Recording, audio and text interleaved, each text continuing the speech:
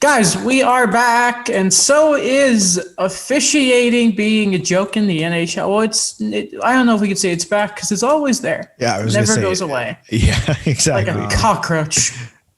That's a good one. Yeah. That is a great analogy. Sending all our love to Nick Suzuki. Oh, yeah, don't even get me started on that. McNabb punches him.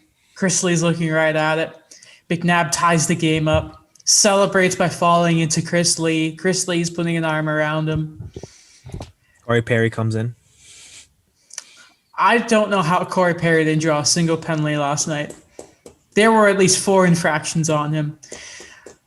Guys, I went back and I did some number checking. Would you like to know how many power play opportunities the Golden Knights have had compared to their opponents since they played the Wild? So that would be the Avalanche and the Montreal Canadiens. Yes. Yeah. So Las Vegas in the round against Minnesota, that's 7 games. They had 15 power plays. Minnesota had 16. Isn't that just the best? NHL officiating completely even. That's very strange, isn't it? Especially a team with Ryan Reeves on it. Okay? So. Okay. Is he playing? He did not play last game. Yeah.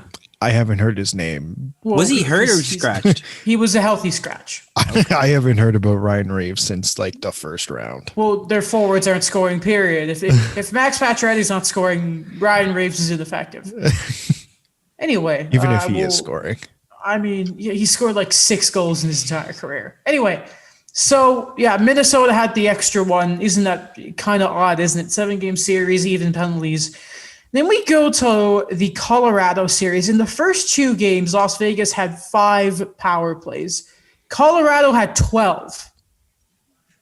Oh. Now, if you remember in the middle of that series, Pete DeBoer complained about officiating.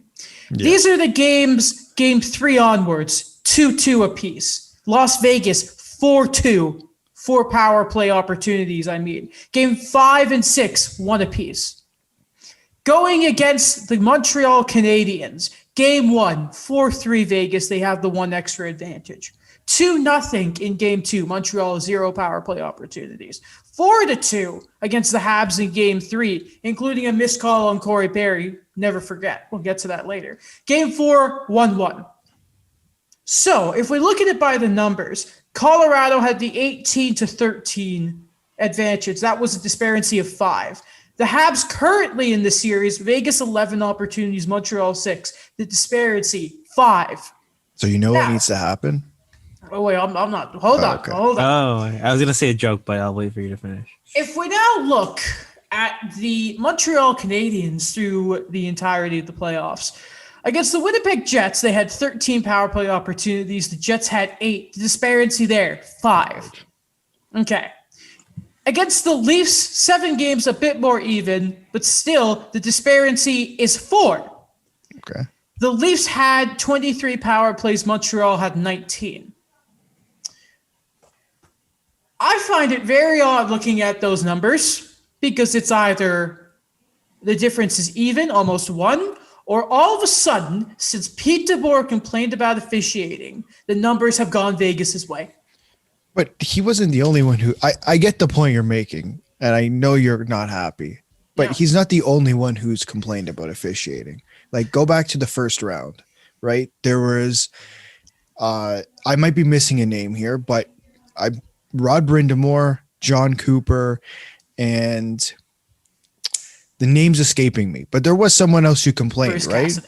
Bruce Cassidy. Yeah, yes. And well, that Bruce Cassidy New York Saints was last round. But yeah, right. Like he's not, Pete DeBoer is not the only one who's complained here. Now I'll say this then.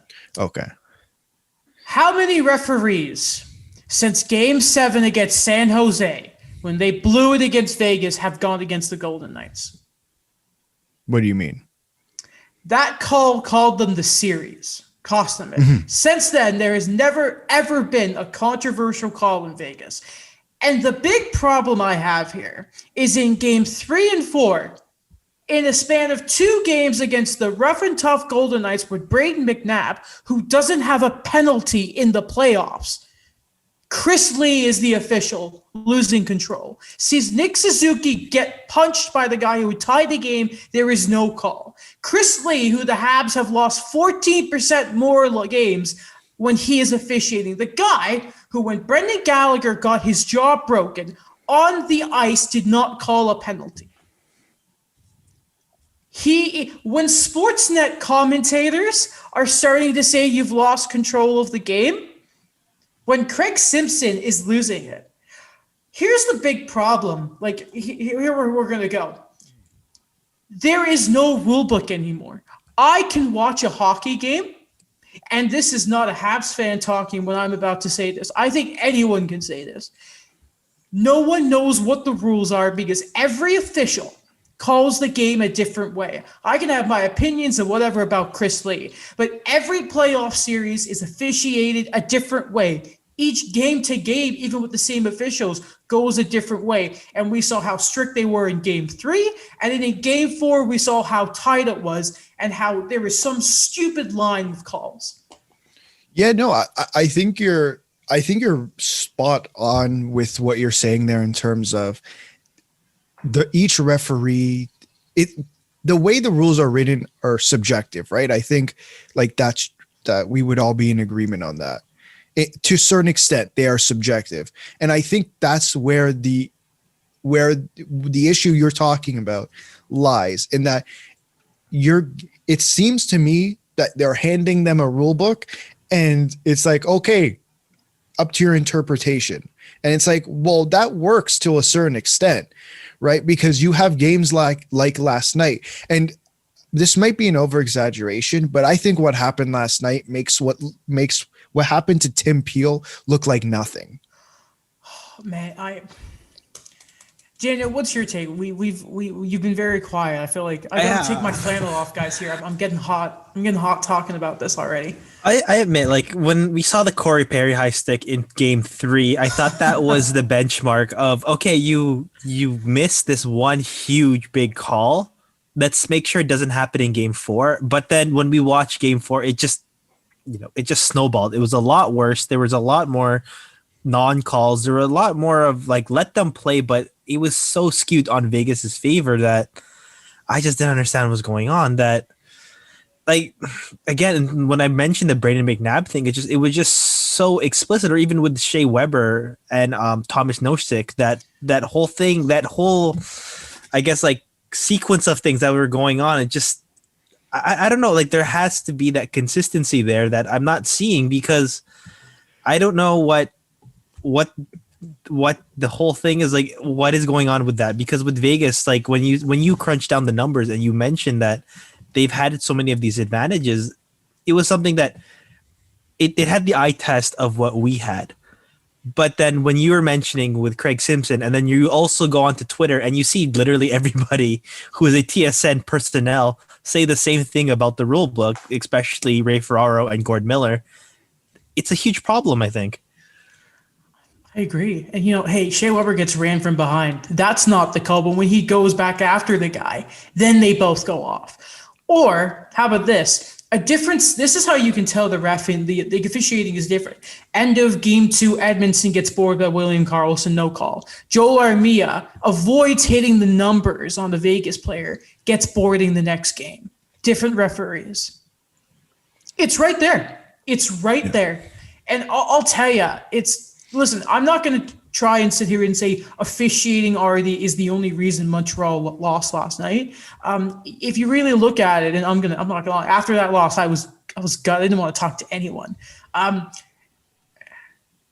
Game 3 was very much Montreal should not have won the game, and I think game 4, Vegas, high danger scoring chances at a point were 18-1 for Montreal. They were running their show. So I'm not going to say that was the main reason. However, you can also say in game 3, it's very difficult for a team to get their game going when they're getting no calls, and it's just they're consistently going to the penalty kill. And thankfully, Montreal's penalty kill has been amazing in the playoffs. I think it's over 90% now, and they've killed like their last 23. It's been great defensive play, but I just don't get as a player, and apparently Weber and Edmondson had talked to the officials. And those are not just guys that have been around for a cup of tea. These are guys who have been around the league forever. And you hear about like, oh, the vets get this and that. If the captain of the Montreal Canadiens can't get a fair shake of what's going on here, this isn't the players crossing the line. This is 100% on the officials. I can't see it any other way. It's so frustrating. No, I think you're right. And one thing for me at least that popped out was that I think there was there was a lot more people who were on like the side of what on earth is going on? Like how does this happen? And to me, that should send a message to the NHL and say, like, wait a second here. Like, there is a good chunk of the fan base or a good chunk of like the league's fan base who is watching this game and saying, you guys don't know how, like, this refereeing is abysmal. Like, and it goes back to the point, and we've had this discussion countless times. What is the rule? Like, what are the rules? No one seems to know, and it's now leaking to the fans, and that's just, it's not a great sign. I think one thing, I agree with you, Alex, with the whole thing where it's just like, what for me is, what is the benchmark in all of this? I remember Kevin BX mentioned, if Nick Suzuki is that benchmark of getting that hooking call, then what about all the other what about all the other calls? Like, if you're gonna make that the benchmark, then at least make it consistent. Make sure that, each side is balanced. But what we saw throughout the game, it wasn't the case. By the way, I hate to pick on Sportsnet of all places, but there's been two separate times when Elliot Friedman has started talking about questioning officiating, and Ron McLean has interrupted him and shut it down, where he's been like, okay, anyone else on the panel, put your hand, like a teacher. I've not liked it at all. And I mean, let's not forget, Ron McLean was an official, and they look out for each other. It's just, and not to mention, like, listen, what's bad when like the players' wives are starting to say, like Jeff Petrie's wife, I think it's Julie or Julia, I always forget. They went out and started saying something because the players can't. Not Jeff Petrie, Corey Perry afterwards, he was asked about the officiating, and he said, I can't say anything. Because then they get fined. Like, they can't speak their mind. They can't criticize. Otherwise, they're going to get fined, or even worse. Or like, remember when Dennis Weidman brained a ref? Oh, No, he didn't brain him. He checked him from behind. And ended his reffing career, right? Yeah. And after that, now I don't think Weidman ever saw NHL ice again, which is fair. Like, you don't do that to an official. But after that, the Flames were constantly like the most penalized team in the league, if you remember. That is game management. That is, the refs should never, ever be the reason the game changes. That's not their place. But I think that's the thing is I think no matter what they do, they are influencing the game. And I think that's something when everyone has that discussion is completely not looking at, because they're not calling it by the rule book, because the rule book is subjective. Like that's the thing. It's like, if they don't call the penalties, well, now you're influencing the game in one way. And if they do call penalties, they're influencing it in another way. In my opinion, they should be calling the penalties as the rule book states. And I think right now, the rule book, I've said it before, the rule book is not great because it is extremely subjective. It's a floating concept. We don't really know if it exists or not. If you're gonna, was it Deneau who Luke Tuck like flipped over? If that's not a penalty, but the Suzuki hook is, I think we need to start having a real hard look at the rule book. Real hard one. Real detailed look at it. Besides that, we should probably look at the games themselves. There's a lot to go through. First off, guys, I don't know about you, but nothing freaks me out more than bloodshot eyes. And Jeff Petrie has looked like the Terminator. I couldn't. It was really difficult for me to look at him on TV for it. Same. I know he was okay, but it really creeped me out. No, same. Whenever they showed him, I looked away. It freaks me out. The worst thing is how like it doesn't affect what's good. It doesn't affect his vision. Like, because if I've always imagined if you had that in your eye, like it would just be you would see everything, but there'd be like a red filter. It'd be red mist.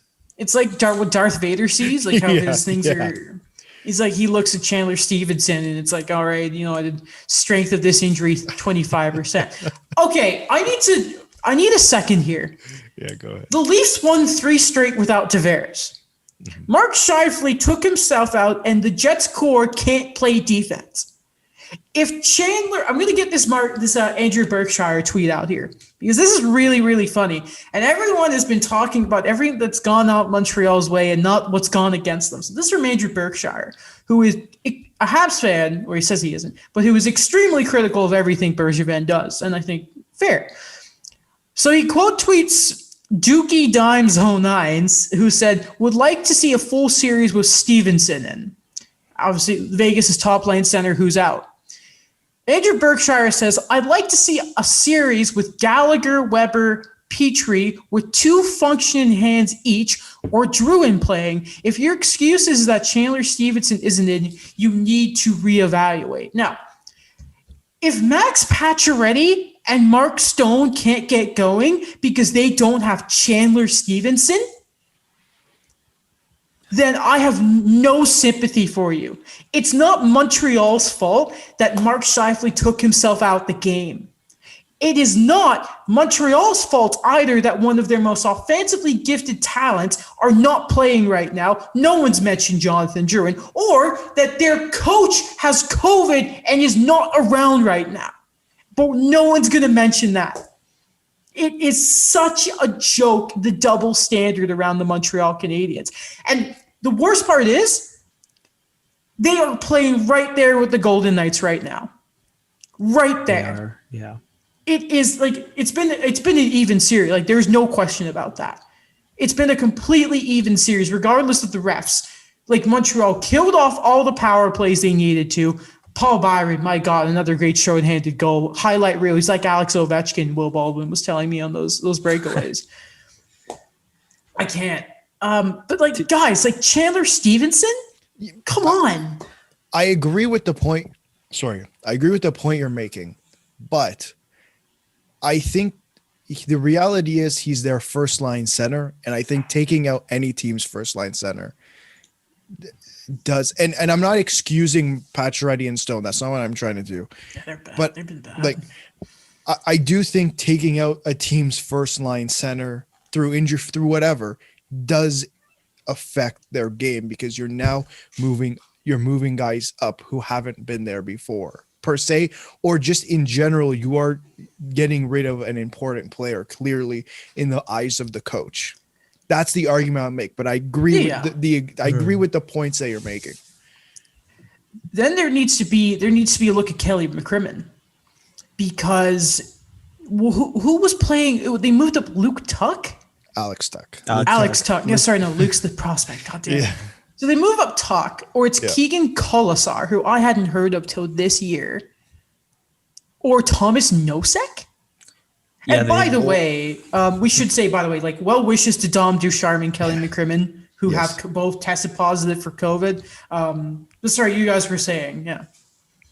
No, you were saying. I'm so heated. No worries. I agree. I think it's just the one thing is that when people don't like that argument that Montreal just knows how to adjust and they know how to adapt. And we saw that with the Leafs when it went to 3-1 and we saw what happened after. And then we see with the Golden Knights, we see game 1 and then a lot of people are like, this is what we're going to expect. You're going to see a juggernaut against a team that, just surprised us. But it hasn't been the case. That Montreal has been able to, again, adapt and play their game and keep Vegas towards really like not getting anything that they want, like not showing that kind of dominance that they had, where I really believe that the Wild had that as well, but then they let Vegas get to their game in game 7 when it was 6-2. But that's what I like about Montreal right now, is that every game they've been able to do that. And I understand the whole Chandler Stevenson argument with things. I remember Dom Luszczyszyn, where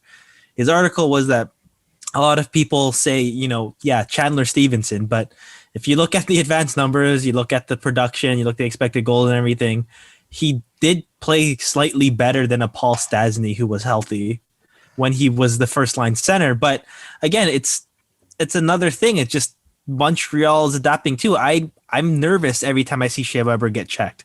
I'm really nervous every time I see him like look at his hand. Like that's happened like at least twice every game. I don't think a tougher player has existed than Shea Weber. Like I can only imagine how much pain that guy's in right now. But man, he's soldiering on. Like it's such a, like when a pair worth of defensemen can't shoot, you're like, man, this is tough. You know what? It's interesting because obviously throughout the games I'm talking to Will Baldwin, we've had on the show before, and he told me when Vegas had moved on, he's like, Minnesota had the game plan. They had the outline. That's the game you follow. I want to just throw out a quick few tidbits here to sort of wrap up the series. The Habs, PK juggernauts. The Marc-Andre Fleury oopsie in Game 3 led to him losing the net for Game 4 for Robin Lehner, who, credit to him, really good performance. I love how after the game, he's like, yes, I went on Twitter and saw you guys talking smack about me to get ready. It goes the thing about him, like he goes against the grain of what people expect of Swedish players. Or hockey players in general. Yeah. Just hockey players. Do you guys agree with that decision to go with Fletter? You see, I do because historically, Marc-Andre Fleury gets a team halfway through to the cup. He then loses and then after one bad game and they win. Unless it's 2009. Unless it's 2009. He was great in 2009. It's just how it works, man. No, that's fair. I mean, I know they're okay. So that's at the beginning, with me, I always go for Fleury. Yeah, but I admit Robert Lehner and I think Elliot Friedman also commented on it, where this guy is coming in cold after 2 months, right? And that's the thing. Like he did so well. Like, and it's hard for me to say like you don't change anything. You go with the momentum you have now. You go with Robin Lehner, who has something to prove, and I guess that. It's 2016 all over again. There's a reason they're paying that much for goaltending. This is his second game in the playoffs. The first time, shelled 7 goals against. Yep. That was not a great. No, man, Colorado. I still can't believe the way that series went. Last thing. Oh, turn your ringer off, Adam. God dang it. I still remember. The last time, it was over the summer, and I had my ringer off, and I think I said, "Shut up, Mike." I turned my phone off, and then I looked and I saw we got Jake Allen. It was like, damn, that made one of the best moments of this show's history. And now you've kept your ringer on ever since. Hoping that it's like, they got Ike. I can't wait until the off season that we're gonna be recording, and then it's just breaking news. By the way, we have to have that. By the way, Mark Stone makes $9.5 million? Yes, sir. Back Pacioretty, 7. Didn't like his contract he was going to get from the Kings, so he nixed that trade so he can go to Vegas. I'm just saying, at some point, the Stars got to show up. Where we've criticized those big game players for not performing, it's time for the Golden Knights big guys. Their forwards have been garbage. They haven't scored any forward. If the Golden Knights didn't have Alex Pietrangelo, the series might be over already. Are you saying that there were a few bad gambles there for Vegas? Man, I've been so sick of all the Vegas puns this entire series. Okay. It sickens me. Sickens me to no end. Okay, one more thing I want to mention, and we can move on from Minnesota, Montreal, and Vegas. So, we joked when Mike was on the show about the video of Mark Bergevin walking around and playing with the camera hole. And it was like a suction cup type of thing, right? And he was on the phone with someone. It's a 2-minute video. I noticed during watching Game 3 that, and I swear this is different because, I think I know the layout of the Bell Center, right? All of a sudden, rewatching it, there was a play when they zoom into the boards, and it looks like it's a sliding door over the camera hole. A photographer opens it, then puts his camera through. So I am convinced that he changed it. that they called the staff and were like, listen, we got to change this because of the Jeff Petrie injury. I'm convinced it would happen. There were some gruesome injuries. I remember Daryl Boyce when he was on the Leafs. He like cut his entire nose open on like the camera hole. They're dangerous, man.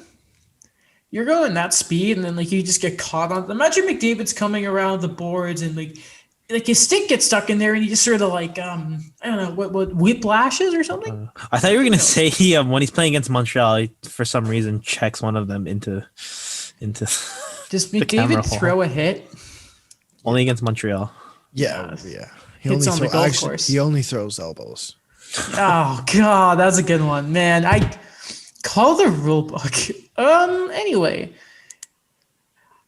let's talk about the Islanders in Tampa Bay. They play Game 5 tonight. They're replaying Game 4 right now, and there's 5 minutes. Oh, 4 minutes left. I'm guessing they're doing the NHL in 30. My lord, I was watching the game, obviously, and I was kind of waiting for it to finish so I could go over to the Bucks-Knicks game, Game 7. Attaboy Giannis. What? Good to see you. Oh, my gosh. Yeah, because the Islanders are boring. You know what's really funny? I saw there was a minute left in the basketball game. There was 7 left in the NHL game. The Islanders game finished, and there was still a minute left in the NBA game. And I texted Will, and I said, why are there so many goddamn timeouts in this game? It's terrible. Anyway. It builds tension. An inch more, and that game was over on that 3-pointer, which should have been a 3-pointer from KD. Anyway, and I'm watching, and I see Ryan McDonough fakes out, I forget who the defenseman was, with this wicked spinorama. He fakes Varlamov back hard. And Ryan Pulak with the best clutch player save I've ever seen. I've never been so hyped for a save in my life that wasn't Carey Price. What a defensive sacre bleu, quelque play par Ryan Pulak. It was crazy. The only thing is, like, I thought on the Islanders side it was great, but I think for the Lightning, it was a bit deflating because they got that one of those last second chances. But it's again, it was like Game 1. It's just you guys woke up so late to get your offense going. That's a series changing moment. It is. It's like the finals, Vegas, Washington. It's the Fleury save on Tuck. It's Binnington stretching his leg out in Game 7 at the end of the first period against the Bruins. Fun fact, for those of you who don't know, I told the lads this. When Chiarelli was hired by the Oilers, they had to give Boston compensation. I think it was a second rounder, and it turned into Jack Studnicka. Saw that the other day, and I thought it was pretty funny. Our boy. You always want to trade. Yeah, exactly. But who's the new one? Who's the new guy again that we have that Adam wants to trade? Is it from Boston? No, it's like a new player who's always in like trade discussions now. I'm like, he's the new Jack Studnicka. I know who you're talking about. It's on the tip of my tongue. What team is this? It's like a young guy. Any idea what division, what conference, what state? I have. Okay, if we when it gets to me, I don't know. Think about it. Okay. Samuel Poulin. Yes. Yeah, there you go. Yeah, because he's the only Pittsburgh Penguin prospect left. That is true. And he's French, so he'll always be linked to Montreal. Exactly. Anyway, though, looking at the Islanders, you talk about waking up too late. I thought it was more a thing of, I think the Islanders had a masterclass, especially in the third. Those first 10 minutes, Tampa weren't getting anything, like anything. It was that thing again where it's just the Islanders is just that suffocating type of game they play that honestly, for me, that I know it is tied. It just kind of goes to show because they're playing so well. The Islanders, they're playing their system so well that Tampa is just they're getting stopped, but they're keeping it close. So it was just a kind of thing where it's like again, it's coming in waves for the Lightning, but it's just the Islanders like they're like holding on, and then they know when they are gonna have their own offensive attacks. Just wait for Josh Bailey to score. Yeah. He's pretty good. That's also another series when there's just been some garbage makeup calls every other game. Welcome to the NHL. Yeah, like stop making yourself a headline at this point, really. What a mess. And I what- think. Yeah, go ahead. No, go. No, I was just gonna say, like, I think this has been an interesting series because I think both teams they're learning to not they're learning. They have learned to play against each other in the past, and I think that's showing in different ways. And I think Tampa is learning to adapt to, or he has learned, sorry, to adapt to that style. And with the additions that New York has made, it's helped them in scoring. Like I say it again, say what you want about Kyle Palmieri in the regular season, but I've heard more about Kyle Palmieri in the playoffs, like than in the regular season. So I think he's doing his job.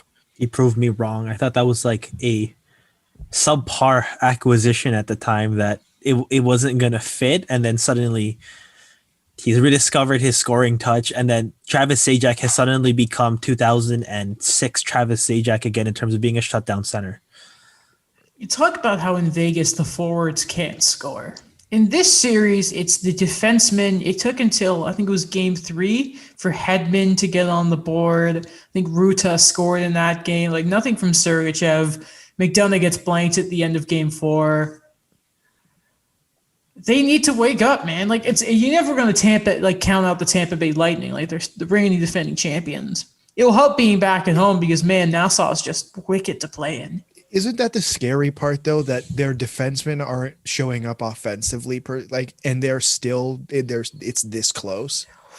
I mean, but then yeah, because I think like for their reputation, yes, though at some point like you get to it's the third round, right? Like at some point you want them. It's like, and Hedman's hurt, obviously. He's been hurt since March. Yeah. Like, yes. It doesn't look like it sometimes. Like honestly, it's if you look at like every one of these series, it's like okay, like the top defenseman for every other team is just playing on with 2 limbs working. Right. It's been insane. I can't wait to hear about some of the injuries, like how like all these teams are going to be missing their key players to start the series. The question is, will Hedman be put on LTIR? Matt, I saw the injured list of guys that are exempt from being protected in Seattle. Oh yeah. I was again reminded that that Marian Gaborik is a member of the Tampa Bay Lightning. But what's really interesting is you look at Chicago and you're like, okay, so they still have the Seabrook deal, but now Andrew Shaw's contract. So since you bring that up, Alex, maybe Hedman will be. I doubt it because Hedman, right? Like you can lose Kucherov, you can't lose Hedman. However. Good point. There are contracts out there where Tampa could be like, you know what, we could use that. Marian Hossa on the Coyotes, that was the one that's still crazy. Like that was still crazy to me. That just go check Ottawa's roster. Yeah, Ottawa's. They'll give you assets to take their crappy contract. Alex Steen, St. Louis still. The Datsyuk to Arizona one, I think, is like my earliest hockey fan memory of just a ridiculous salary dump trade. And I remember that got really criticized at the time. You know what's mine? When Sam Gagner was traded like twice within an hour. Yes. Do you remember that? He was traded. Sam Gagner? It was Sam Gagner for like Teddy Purcell. And then they traded like Gagner like an hour ago, and then like people are joking because they're like the Sam Gagner era in the Lightning has ended. It's like when Hoffman got dealt from San Jose. Yeah, it's like thank you, we'll miss you so much. All right, and then I'll ask you since the pre-show is about to start. I'm not watching it. I'm on Alex's page here. I'm just not going to watch pre-shows anymore. Question: who's going to win Game 5? Will Tampa, the Cup champions, take a step forward? Or are we going back to the Coliseum for a potential Game 6 finish and be the reverse of what happened last year in the playoffs? I'm going to go with Tampa Bay winning 3-2. Okay, Daniel. Before I go on to the Lightning, here's the Sam Gagner to confirm.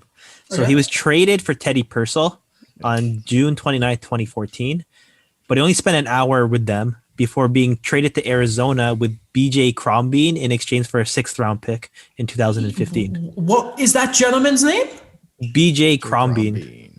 That I'm gonna believe you because you're my friend. Yeah. That's a real person. No, it's a real guy. It is. we gotta 44. oh my lord, who wears 44 beside that guy Morgan and Riley. like Morgan Riley and Joel Edmondson? Never mind, that was a lot of 44s. But, Caulfield and Junior. Okay. So for my prediction, I'll say 4-1 Tampa, but one of them's an empty netter. Since both of you said Tampa, I'll say the Islanders win 5-3. We're having a real barn burner tonight. Okay. Real barn burner. Maybe it's like 8-6. Yeah. So, and the game winner will go to Noah Dobson. I don't even know if he's playing tonight. However, he is. I like Noah Dobson a lot. We love Noah Dobson. Former, I think he was a Mem Cup winner with the Bathurst, the Teton back in. He was the guy. Remember in the World Juniors, his stick broke, and then Finland went on a fast break. Yes. Fast break. Yeah, that's not using basketball words. I was gonna say, isn't that basketball on a breakaway? Sorry. Is that the same year where like the States let up 2 goals in like the last minute for Finland to win? Yeah, it was like Jake Ottinger in that. Maybe. I don't know. Well, I think it may have been Primo. Was it Primo? It was one of them. I remember Caden Primo being in net for the States for something pretty bad. Because Michael DiPietro was Canada with Leafs legend Ian Scott. Yeah, and that was a team. That's I feel bad for that team looking back at them. Yeah. I wasn't gonna say they're a bad team. I'm just saying they got a lot of crap. Is all I'm gonna say. They got a lot of crap. Corey Perry's son was the captain of the World Junior team. Corey Perry's son was not okay. Honestly, first off, I know you're having a joke about Maxime Comtois. Yeah. So it was Father's Day yesterday, obviously, and so like all the families were at the game for the Habs, and there was like a Go Dad sign, and they show Corey Perry's son, and I have never seen a more adorable child in my life. I felt horrible that they lost for him. That and Madame Bellevaux was at the game. You can't lose for Madame Bellevaux being there. God damn it. And like, his son looks so sad. And like, this was the beginning of the game. But he knew it was happening. No, he saw his dad just getting beaten up and there were no calls. He knew it was going to happen. That like, what a cute kid that like just didn't deserve what happened last night. God, extend Corey Perry, by the way. Love it. How many years? All of them. I don't care. Like, just if I'm gonna be legitimately sad if Corey Perry is not a Hab next year. I've really come to love that guy. Okay, here's my prediction. Okay. He's gonna play like a few more years in Montreal. Yep. Then sign a 1-day contract with the Ducks to retire. And then he'll go play. There'll be a video of him playing golf. He'll throw his clubs in the water and say, "I'm going back for another year." Yeah. Oh, I thought you could say like he's gonna join the Hunter brothers and help with the management in the London Knights. Anyway, again, I had a transition set up, so I'll say it again. One of Mark Bergevin's better moves in the offseason. There were a lot of good moves, which is why you'd think that he'd probably be GM of the year. However, the regular season happened, and then you think, okay, maybe not. And then you see the GM of the Year finalists come out, and you remember, oh, wait, they do it at the end of the second round of voting, and we have the GM of the Year finalist, the Jim Gregory Award. Bill Zito of the Florida Panthers. It's weird. The first round exit, and he still got it. Lou Lamoriello of the New York Islanders, currently in the second round. And I'm pretty sure this is the third time he's been a finalist. Mark Bergevin, baby. I don't want to brag or anything, but at the beginning of the season, I did say he would win it. I think because of the offseason, remember? Having an 18th place team, and he's gonna win it because they were the champions of the offseason for us. Like it's like this is the discussion, right? I legitimately think if you look at what he did to improve Montreal.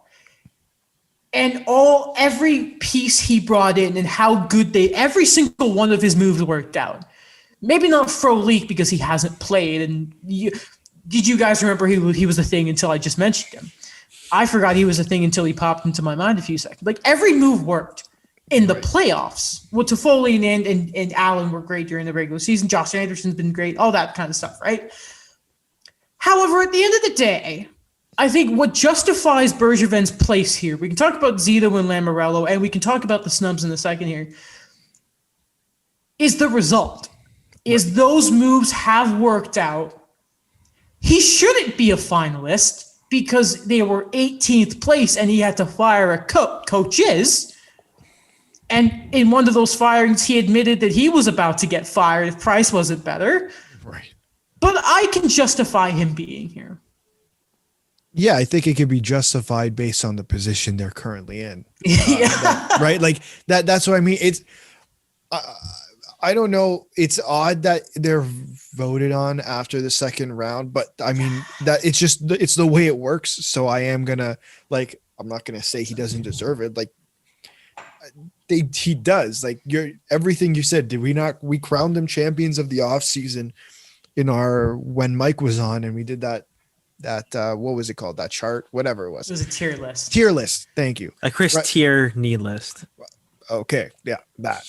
So I think he's justified to be there. So is Lou. And I mean, Bill Zito's the odd one because he lost in the first round, but I think you can justify that because if you looked at the team he inherited versus the team that was on the ice, it was very different, and it was a huge step forward.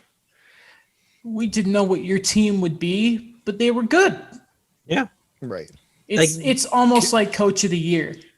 Can I just go ahead. Go on. No. Oh no, I was just gonna hit Billy Zito that I could see that there was a bit of merit there because the Panthers were a joke last year. Right. Sergei Bobrovsky, we always talked about that contract, and then we said that you had Jonathan Huberdeau, you had Alexander Barkov, and then and who else in terms of who was gonna score for you, like Frank Vetrano and Brett Conley. And I think that the biggest thing was he was able to find cheap depth, and like what Will Christophel said, like these guys played beyond what they were being paid. So, and he did balance out the goalie situation a bit. Like I think that they pivoted pretty well without Aaron Ekblad. So like I could see him there. Mark Bergevin, again, like I think that he deserves to be there because he didn't relent. I think last year everyone said you got lucky because of the play-in round. This is not going to happen again. But then he was like, just watch me. And he was able to kind of supplement the entire lineup. He wasn't going to sell off anything. And that's what I think has been good about. And we could look at the cap hit. We could talk about that. But, he didn't give a whole lot for Jake Allen and Joel Edmondson. And I think that those have been excellent.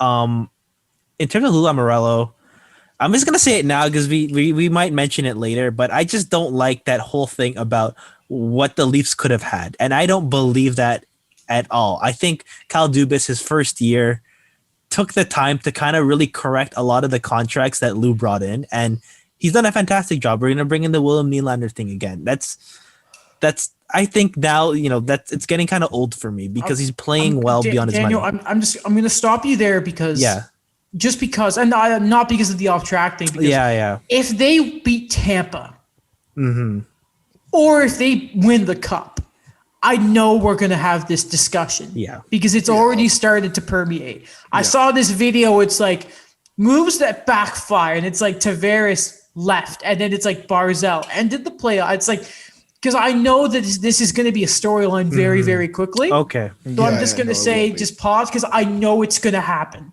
I'm sure we'll dedicate 45 minutes to it. Okay. God, can't wait. Anyway, with Mike. So I don't know about that. So the snubs, however. Yeah. The guy who should win this award, and we said this last episode with Mike. Yeah. The GM of the year is Julien Brisebois.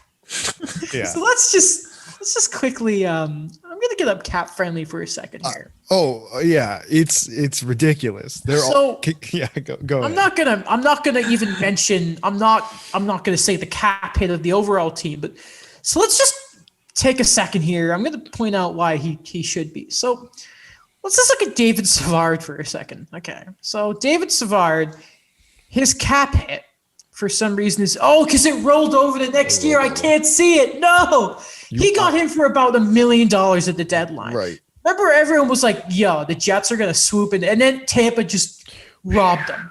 The Cernak deal, getting him done. Sorelli, he got done. Sergachev, he got done. He is the smartest GM in this league. There's just no, like, the way he didn't just do cap gymnastics. He did things to the cap that he should go to jail for. How many times in the summer did we say there's no way he's going to be able to sign all three of them without giving up assets? Keep getting away with it. At least once a week. Like, at least once a week we had that discussion. And the fact that he didn't lose a single, like, had to trade a single piece.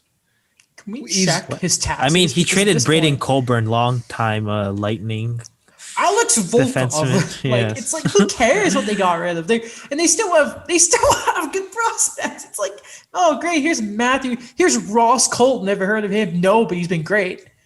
It's so dumb. Like Sakic. How great, like Devon Tate, like the team he assembled this year, nothing for Brandon Saad. Like Zadorov, who cares? 2 seconds is nothing for them for Devon Taves. Everyone says it differently. Come on, lads. We're not going to add Bill Guerin in this conversation? Okay, so make a case for Bill Guerin. I think that's fair, but I don't know if he's quite. I don't think he did the equivalent of tax fraud on the salary cap. Okay, Daniel, you know what he is? He's an honorable mention. The honorable mention, okay, yeah.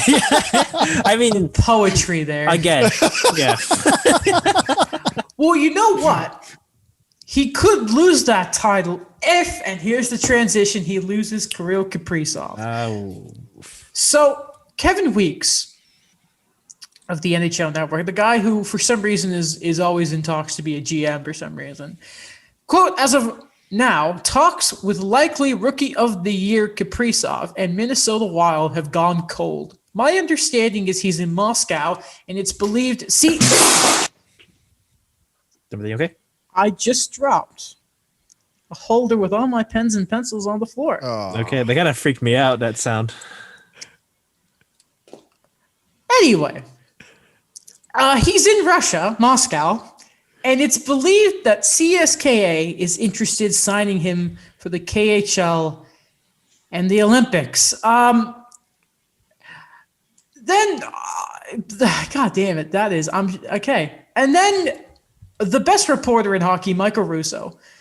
I had to get up the article again because I almost called him Justin again. This is not Wizards the way he really plays. Had a really good article, basically saying. This is leverage. This is because Kaprizov is, as how he puts it in the article, a free agent that cannot talk to other NHL teams.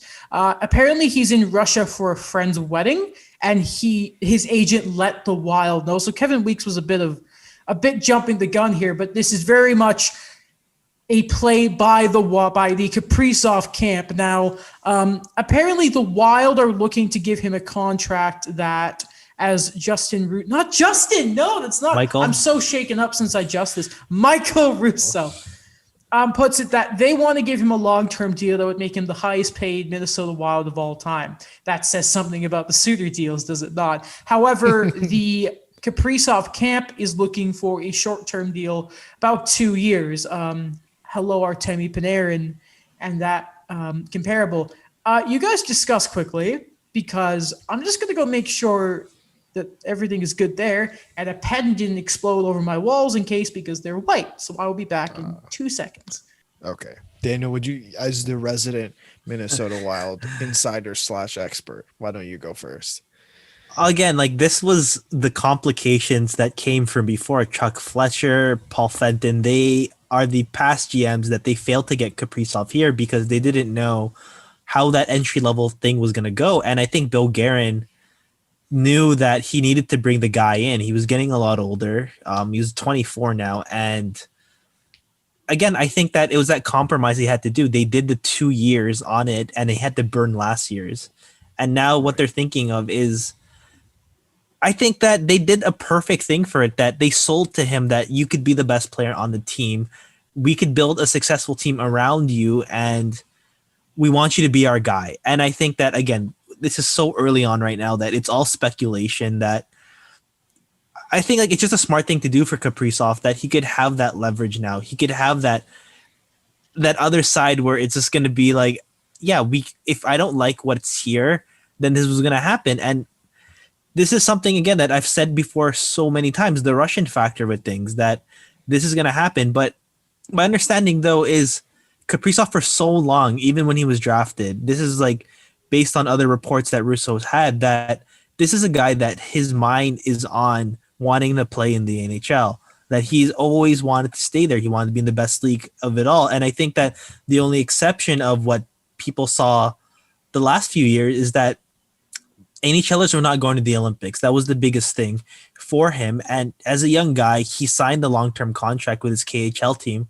I forgot the name for it because they got relegated to VHL because they lost a bit of money. But yeah, that was like just one thing that he wanted to play for the Olympics, but I don't think that's the case this time, that he could have both of them. He could have the NHL. He could play for, I think it's still going to be the Olympic athletes of Russia, from Russia. So, yeah. Yeah. So he still has both of those opportunities. I think that it's just weird because he can't get traded. He can't go to arbitration, and he's just kind of left there. So I think that this leverage thing is just for him to have that, I guess, added sense of control of being a restricted free agent. I really, yeah, like I think this is more just a negotiation tactic than anything, to me at least. And I think trying to see what happened, what Bill Guerin's reaction is to all this. And if you're a good GM, you don't like, you shouldn't react heavily to this. Because I think he's done so, there's so much promise of him in Minnesota and what they're building there, that for him to leave, it would be devastating to the franchise. But it's like, just from his perspective, look at what you did in 1 year and how you didn't completely change the reputation, but you've altered the reputation of the Minnesota Wild. And we've all talked about how boring they've been the last how many years, because they've been that mid-tier, we don't know what you are team. But now with you on that team, it is a fun, interesting team to watch. By the way, people that say I saw people talking about how can he go back to Russia? The salary cap in the KHL. There's a salary cap? He'd be going to Moscow. Yeah. And it's the KHL. Right. If you have any idea about how it works there, their salary cap isn't real. Especially for the rich teams. St. Petersburg's the big one there. Yeah, I have a feeling it's going to get done. Like, the marketability for that guy, like, what you lose in Kaprizov is so much different than any other star there. And I mean, hey, shout out to him. He's losing whatever leverage he has. Sorry, he's using, not losing. Yeah. Sorry. But the thing is, he doesn't have much to begin with because of things you guys like talked about there. Sorry if I repeated any of what you guys said when I was doing that. No damages, thankfully. Thankfully, good. Yeah, the holder actually, when it fell, landed like standing up, so that was pretty dope. Sasha Barkov is the winner of the Selke Trophy this year. The first time he's ever won the award, and the voting was a landslide. Probably I think it was the widest margin of first place votes that has ever been done for the Selke. For those of you who don't know, it's not just you just vote for the Selke. There's a ballot list. I think it's up to 5 players. Shout out to Mitch Marner being up there. He was all right. Phil Deneau was up there. That was sick. Bergeron was up there. Mark Stone still does not win the Selke Trophy. Sasha Barkov, great guy, good player, deserves it. A little few years too late, though. Right. Well, he's still good, but you know what I mean? Like, he should have a few more by now. Same with Mark Stone, but I think how much, just a thought here, how much do you think this had to do with the success of the Panthers this year? Because I don't think per se Barkov was he was very good defensively. Like, that's just the norm in terms of how he plays. But how much do you think it has to do with that the Panthers were more successful?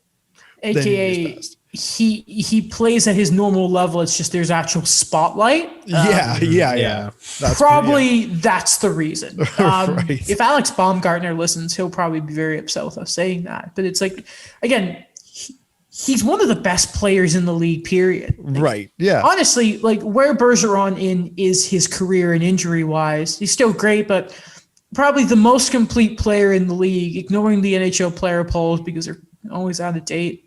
Like player wises are so weird. He is probably the best all around player in the NHL.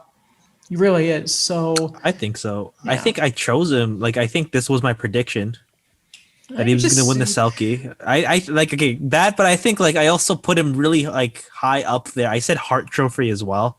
So I think you did actually. Yeah, I think I did for my predictions. I looked back on them recently. So for me, it's another as much thing. as Like Mike does. I like that I'm 2 for 2 right now when it comes to the Selke, because I picked Sean Couturier last year, Yeah, you did. and I don't know. It's just these guys that I think it's just time now for them to really show their value in things of being that all around guy. And for Barkov, it's going in with the whole thing with what the Panthers are. They're a bit on the come up now where they have a functional system. They have something to sell to him and Huberdeau to say, please sign long term. Hot take. They win the division next year. Hedman will be hurt for a while. Something goes wrong with Tampa. They still like win the cup because Tampa. Boston or thingy, and I don't know. Just a hot take. The Panthers win the division. We are going to have a discussion on Boston because there's some interesting stuff that could go down there. The Atlantic's going to be it's going to be the Wild West next year. Looking at what's going on there. I keep forgetting with so it's Charlie McAvoy, and then who's their number 2 defenseman? Carlo or Grizzly? Okay. Yeah. It's mostly Grizzly because Carlo unfortunately keeps getting hit from behind, but maybe Mike Riley. We're not entirely no, sure. no. Oh my goodness. Remember they had John Moore? I remember that. Is he still there? Yeah. He's just injured, I think. Okay. Rod the Bod Brind'Amour. God, it's been so long since we recorded. I forgot this happened. Has re-signed 3 more years as the head coach in Carolina. It gets announced on the same day he wins Coach of the Year, actually. It was pretty funny. Apparently, the reported number is like $1.8 million a year, which is disgusting. Who makes $2 million in the league? I'm trying to find the value of this specific coach. Because what? Yeah. Like, so let's just think of who are Claude Julien was around 5, was Quenneville was like 6, Babcock was between like 5 something. So let's just go a 2 million. Leo Komarov makes more money this year than Rod Brind'Amour does. His cap hit is $3 million. Oh, Dave Tippett, 2.75. He's a comparable. Tippett. What have the Oilers? Tippett, who got swept by the Jets. Tippett. You know who the most expensive coach is right now? Is it? It's got to be. It has to be Quenneville, right? Yeah, it is. 5.25. Yeah. Slightly more. Yeah, slightly more than the two coaches making $5 million. So Alain Vigneault and Todd McLennan. What? Yeah, I think $5 million according to Cap Friendly. How does he make that much money? What's funny is all the other 2 $5 millions are all fired right now. Jesus Christ. Maybe it's a good call to not pay coaches that much money. Rod the Bod, though. Sarah Sivian was yelling for months about he's staying, and just no one listened to her. And I hope even Elliot mentioned on 31 Thoughts, like she was saying he was staying, and none of us wanted to listen because everyone wanted him to leave because everyone wanted him as their new head coach. Literally. And it seemed like it was pretty much Carolina or I'm not coaching. That's what it seemed like. I'm going to go play Frisbee somewhere. Right. I might just come back and play hockey. He may leave, but he'll still like work out at the gym. Right. Exactly. I think it's great that they brought him back. Like we had, I don't remember if it was 2 episodes ago or 3 episodes ago, where we had the discussion about Carolina in terms of, they've kind of stalled, I guess, in playoff progression. But you look a few years ago in what Rod Brind'Amour started with and what they're at with now, I think is a huge improvement in general. And I think keeping him on, the players seem to like him. The way that Carolina plays is entertaining and it seems to work. And like at this point, I think a lot of it is on the players should be showing up more than the system or the coach or the general manager. Yeah, for me, what I kind of feel that is that for all the criticism I've had about Carolina, where I said, this was your year. You don't know what's going to happen with Dougie Hamilton. You're not going to know what's going to happen with the expansion draft. But at the same time, I feel that there's so much unfinished business there, that there was such a good thing going there, that this is this team that I still am going to be hopeful for in terms of their trajectory, and they're still going to be able to do something moving on. They still have the young guys developing. They still have a lot of their forwards. I know Teuvo Teravainen missed a lot of time this year, but I believe he's going to bounce back. I think that what Carolina is at right now, and looking back on how long they were just a middle of a pack team during the Eric Stahl era following the cup, that you don't lose that. Yeah, you don't lose that. You don't just look to something else and expect to have the same results. I think that there is the potential there for more growth, and it's great that Rod Brind'Amour is still going to be heading that. The Carolina Hurricanes failed Eric Stahl. Eric Stahl didn't fail the Carolina Hurricanes. I won't hear the slander against the centerman of the washing machine. No, he was great. It's just the team they put around him. It wasn't real captain. Like Jeff Skinner was supposed to be like their next best guy. He was good, man. People don't talk about how good he was, or maybe he still is when he gets a real coach. And he's stuck in Buffalo though. Yeah. He's stuck there. Okay, finally we'll wrap off with some stuff from NHL headlines on Saturday. Sportsnet, attaboy Elliot Friedman, good guy. Love him. Unfortunately, the stuff Chris Johnson mentioned, we can't really. It just wasn't enough. Sorry, Chris. You got to step up your game, CJ. If you want to make the 201 podcast headline segment. Even though one thing that Friedman said is, and I hate that he didn't give us any names, he said that apparently some teams are having interest in some of the Leafs assistants. Now, I take that as probably Hextall. Not Hextall. It's because he's got that really weird name that's very much like like Ron.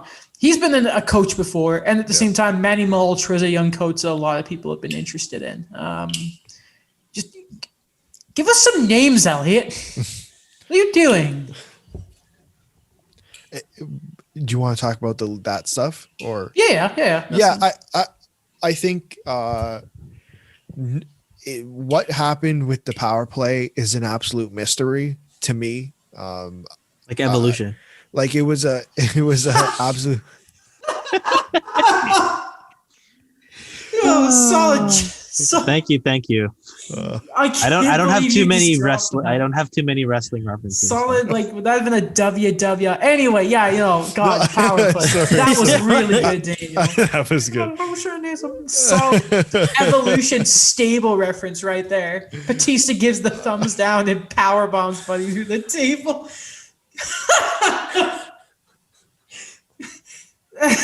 Does this go to Manny Malhotra? Sorry, the Manny Malhotra.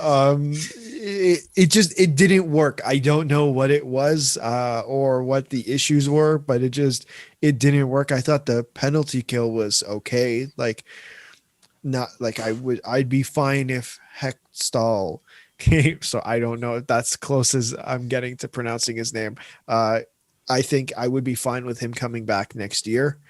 I don't know what you do with the power play, with that coach, to be honest. Am I forgetting an assistant, by the way? Manny Hextall.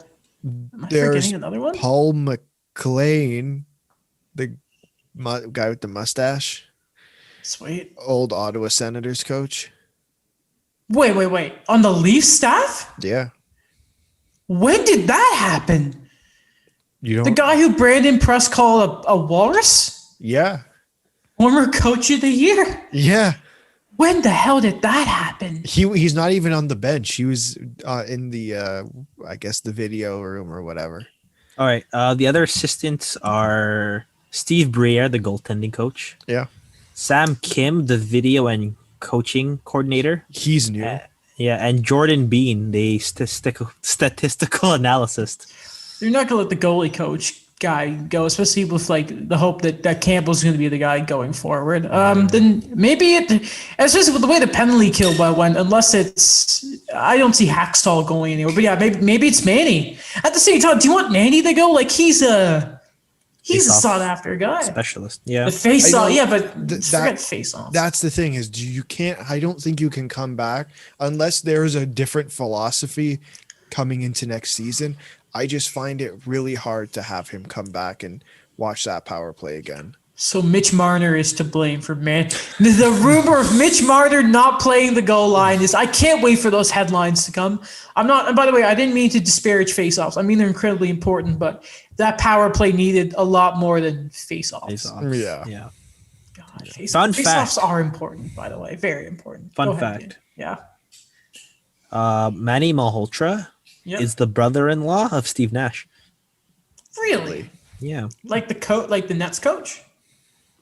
Yes, the NBA legend. I don't know. I'm just making sure. I'm not a big fan. Yeah. Okay. Yeah. It's crazy. I think Manny is married to Steve's sister. Really? Yeah. Interesting. Small world. I know. Sports family dynasty right there. Exactly. I think Manny needs to have a big career as a coach because as a player, he was fine. Okay. Yeah. You know, I remember when he was a Hab and it was like he would win the face-off and immediately got off the ice. That was it. I remember Dale Weiss had a breakaway once and Manny Malhotra hadn't scored all year and he sees his behind him. Weiss gives him the puck and he scored. It was great. Can't remember who he was against, but that's what I remember about Manny Malhotra. Great guy. The great story after his eye injury and that, like an amazing story. Two other things here. Elliot also talked about our good friend Elliot, E as we call him, EF. Great hair. Not really. His hair is leaving him. He talked about some of the coaching candidates. So there's a secret mystery name. Guys he's talked about before, David Quinn out of, former Rangers guy. Rick Tocchet apparently has a third interview. Tony Granato has been talked about, the head coach of Wisconsin in the NCAA. I haven't heard that name in a while. I mean, Tony Granato, or is this a joke to like the Granato name? Because I hear about them like. No, Tony Granato is like he's. I remember when he coached the Avalanche, but it's been so long. That was when I was like a little kid. I feel like all the coverage about Caulfield's just been like, all right, you got it. Wouldn't it be funny if they hired him? Because it'd be him as his coach. He'd be the coach, and his sister would be a scout. Maybe be part of the family. It's like, hey, it's that what the VC family had at one point. Right. Man, sure. By the way, also like the Father's Day thing. There's a picture of Eric Stahl with three of his sons. They all look exactly like him. It's hilarious. So I don't know if Jared has any kids. I don't know if Dan Girardi does. I remember there was the stuff with Jordan Stahl, which was a travesty. But like you gotta think about like looking at Eric alone. I can't wait in a few years when it's like 12 Stahls and 12 Kachucks. Yeah. All over again. I don't know, Justin Bourne. There's young Price and young Bergeron are around. Yeah, it's just going to be at least two of them. It's going to be a line of Stalls. The Hughes, when Luke Hughes shows up, it's going to be messy. It's just going to be. That's it. We're going to have brothers on every single team except Hamilton because that's not allowed to happen. Another name was Joe Sacco, the Bruins assistant coach, which I was like, I didn't even. Does anybody ever hear about the assistant? If you know every assistant coach on every NHL team, I applaud you. He used to be a head coach, Joe Sacco. How did that end? Not too well, but I remember he was the coach of the Avalanche, and I always found that funny because when I was a little kid, I'm like, Joe Sacco and Joe Sakic. But finally, the OEL trade rumors have started to heat back up, which is hilarious. So last year, we all remember the Coyotes, OEL said there are two teams I'm accepting a trade to. I believe it would have been Boston and Vancouver. Yeah. Polar opposite. He must be a big fan of 2011. So apparently this year, things are different, even though they're not really. The Coyotes will test the market and come to OEL with new offers. So basically, that doesn't change any. He still has the no move. So it's not I'm going to be a complete dick and give you 2 teams. I still choose where I go, which is his contract, right? Yeah. Mm-hmm. I guess it's more like, okay, great, OEL's back on the market. I don't know how many people are going to take that deal now, but it's still the same situation. He still decides where he goes, but I guess it's like not Vancouver anymore. Like nothing has really changed in terms of they're bad. Like I mean, like bad. Vancouver, they're bad. Arizona wasn't great this year either. It's just like we're gonna have another summer of what's it where OEL is going? You know what I mean? It's like at the end of the day, he's still gonna decide where he goes, and we can have loads of conversations about it. But it's like, okay, well, here are the 2 teams, and it's like on a random Friday in the middle of July, he will say, "I do not want to be traded anymore." You know what I mean? Wait till he ends up in Carolina. I think it's a huge thing now. I think with OEL that it's just an unfortunate thing for the Coyotes, because I know when it came to the negotiations last year, I know that it was that narrative that, you know, he was a great player on a bad team. But what I found this year is that his play diminished, not like a little bit, that to a point now where we still had the past rumors of last year, and then we have a guy that, you know, he's approaching his 30s and he didn't look too hot this year. So I think it's just going to put the Coyotes in a bind now where they're just not going to get good value for him. Last question before we go. Are you pro or con when talking about a hockey team saying "we" in reference to I saw that on Twitter. the fan base you cheer for? Oh, I used to have a joke with that with a friend, and he really got annoyed. Well, because he's a big soccer and hockey fan. Mm-hmm. So he's like, yeah, we had a huge save then. Like I think it was during the World Cup. I'm like, you mean Buffon had the save? Or he's like, yeah, we had a big win last night. And I'm like, I'm sorry, I didn't see you quarterbacking the power play last night. I guess to answer your question, I really couldn't care less. Like, do whatever you want. And Daniel's very clearly against it. No, it doesn't matter. Just, go. Mm-hmm. What about you, Adam? I don't personally like saying it, but I'll put it like this. If you buy tickets to go to a game or you buy a jersey, say what you want. That isn't insulting, I mean. If you want to say, "We, the lads, we did great last night," like, sure. I mean, you know, the fans are a part of the game. I don't say it. I don't like saying it because I'm not a player. I don't even know how to skate. Right. But like, you do what you want. It's not going to ruin my day. We're not allowed to say "we the North" anymore. So, well, because you're not the North. Montreal's the North. No. Sometimes Kings of the North. Sometimes I say "we," but like I try not to. It just slips out of my mouth. What am I going to do about it? I'm not gonna. Man, you got to think of like, oh, here's Buddy playing with dislocated fingers and punctured lungs. Man, Right. I was a baby when I broke my foot in high school. And it's like, oh, here's Guy playing the Game 7 of the Stanley Cup Final with it. I remember telling my mom, was like, yeah, I can't go to school today. My leg's hurting too. I mean, it's broken, but like in reference to here's Patrice Bergeron probably can't breathe properly right now is playing. At Ovechkin when like Kadri need him and it's completely black and blue. Like it looks like a molded limb and he's playing. It's like, okay. Parise, a broken sternum. His organs can fall out. I'm fine, coach. Put me in. Wow. That's why I personally don't say "we" because I'm not going to go through that. But if I'm having a discussion with someone, it's like it gets heated. It's like we can do this. Like I'm talking to people. I'm like, we can do this. We can beat the Golden Knights. Because in that, I think if you get heated and emotional, you get like, we can do it, boys. Then it's like, then that's fine. But a normal discussion, it's like, nah, I'll pass. Exactly. Yeah, I have a funny video I'll send you guys after of it's a comedy skit of 2 soccer fans in England. arguing about it, and it's pretty funny. I will send it over. Yeah. To end the show, we should pay our respects to Wild assistant GM, just passed away. Rest in peace to Tom Curvers, former Montreal Canadian. I believe he won the cup with them in '86. I think it was a battle with cancer. So rest in peace to that. Condolences to the family and all that. Apparently, a really beloved guy in the game. Ray Ferraro tweeting about it, of course. Always a sad note to end on, but still, we thought we should mention him. And on that note, yeah, we'll end the show here. If you guys want to just quickly check Twitter to see if everything else is going on. Speaking of which, Tampa are actually doing a thing for him right now, so a really nice gesture there. Thank you to VoiceSet, as always, for being a great platform for the show. Always appreciate it. Be sure to check out the shows. All the social medias, if there's a social media platform, we're probably out there.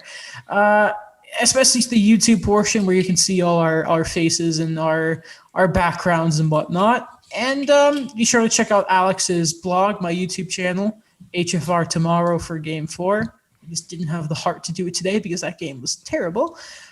Check out Danielson for the Hockey Riders. Minnesota have a lot going on, so sure there's good stuff coming. Read all this stuff multiple times because it's that good. And we will see you hopefully Wednesday. Or maybe, yeah. We'll figure it out after. Okay, all right. Trust the process. We'll see. I don't know about that. Don't know about that no more. Okay. Actually, one more thing before we go. Let's hear it. It's a tied series right now. I didn't ask you permissions for that. Are you guys still confident in your first round? Are you guys still confident in your predictions for the Vegas Montreal series? Yes. I think we both said 6 games. I think so, yeah. Yeah, I'll take it. Okay. I said 6 games, but Montreal. Okay. And then Tampa Islanders. I'm still going to go with the Islanders winning. That's, I think I had Tampa winning. I'm going to change it now because I want Islanders Habs to be the final and no one scores. It seemed like the 80s all over again. The Islanders and Canadians winning. I don't love Tampa. I don't like them. I don't hate them, but no one wants to repeat. That's boring. So you really hated Pittsburgh? Well, my buddy is a Sharks fan. And at the other year, obviously, I was rooting for PK and the Preds. So, but everyone going to stay with what they are. We good? We are, yeah. Yeah. Okay, good. Yeah, Islanders winning in 6, by the way. That's what I'll say now. Okay. We will see you whenever we see you then. Yeah. Goodbye.